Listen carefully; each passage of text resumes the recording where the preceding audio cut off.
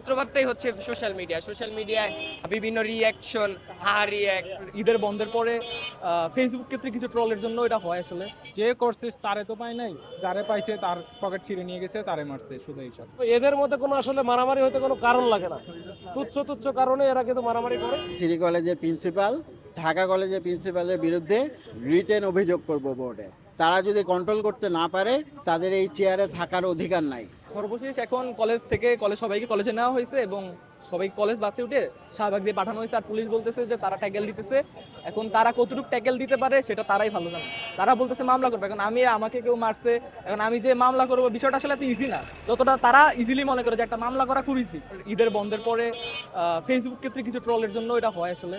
কিন্তু এখন ঢাকা কলেজের এখানে তেমন কোনো দোষ দেখছি না। আহত হয়েছে ভালোই হয়েছে।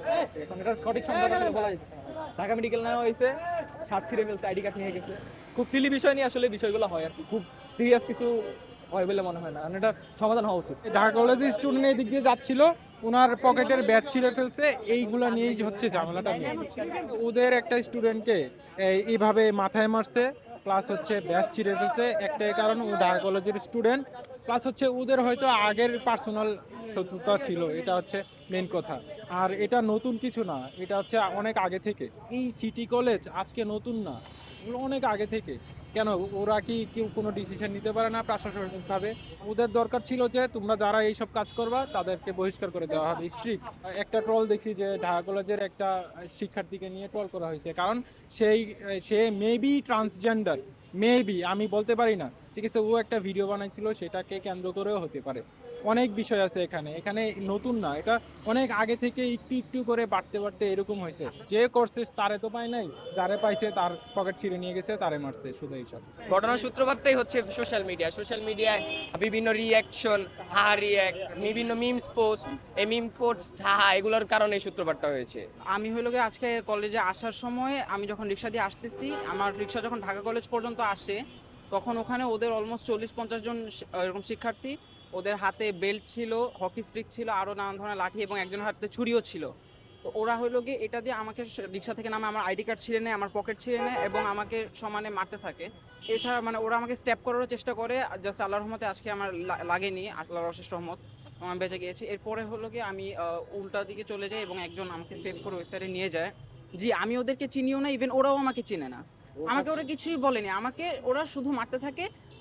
ঝামেলা নাকি কোনো একটা মেয়ের ইস্যু নিয়ে, গতকালকে পয়লা বৈশাখে বা তার আগের দিন এটা নিয়ে ঝামেলা হয়। আমি ঝামেলার কনটেক্সটও নিজে পুরোপুরি জানি না। সিটি কলেজের প্রিন্সিপাল, ঢাকা কলেজের প্রিন্সিপালের বিরুদ্ধে রিটেন অভিযোগ করব বোর্ডে। তারা যদি কন্ট্রোল করতে না পারে, তাদের এই চেয়ারে থাকার অধিকার নাই। আমার সন্তানের নিরাপত্তা সবার আগে।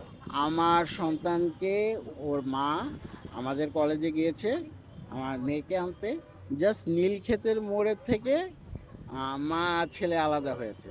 ও ঢাকা কলেজে আসার সামনে ওকে অ্যাটাক করছে। হ্যাঁ, প্রিন্সিপালের বক্তব্য হচ্ছে এটা খুবই দুঃখজনক যে এইভাবে কয়েকদিন পর স্টুডেন্টরা মারামারি করতেছে।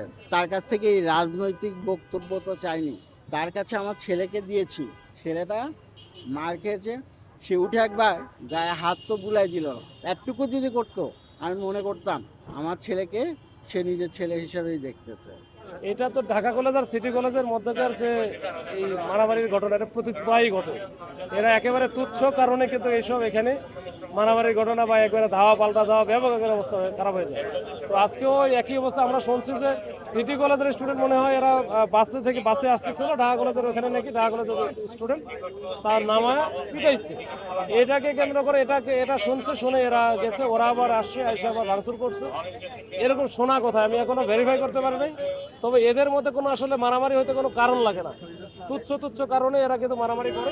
দুইটা পক্ষ, আমরা দুইটা টিম ভাগ হয়ে দুইটা কলেজে দুই দিকে আমরা নিয়ে গেছি। ক্যাম্পাসের ভিতরে অবস্থান করতেছে, বাইরে কোনো উত্তেজনা নাই, যান চলাচল একেবারে স্বাভাবিক।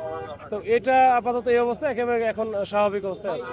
ঢিলাঢিলি করলে এরা ঢিল মারতেছে, মাঝখানে পুলিশও আহত, এরাও আহত হচ্ছে, ছোটখাটো একটা হয়তো বা ওই রকম উল্লেখ করার মতো কিছু না, তবে আহত কিছু হতে পারে।